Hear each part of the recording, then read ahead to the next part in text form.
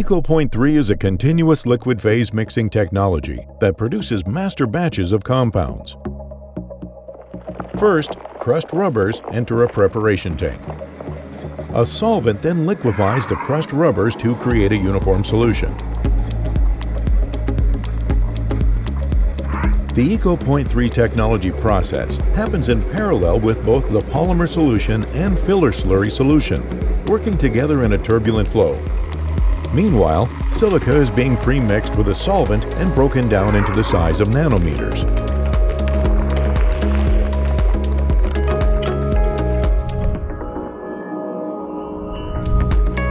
Now both the liquefied rubber solution and silica are mixed instantaneously through a structured nozzle at high pressure.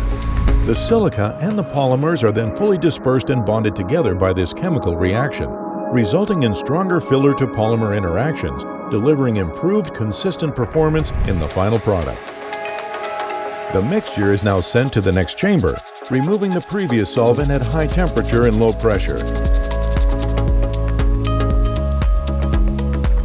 Our EcoPoint 3 technology delivers an improved master batch compound through a consistent and innovative process, resulting in a performance-driven tire.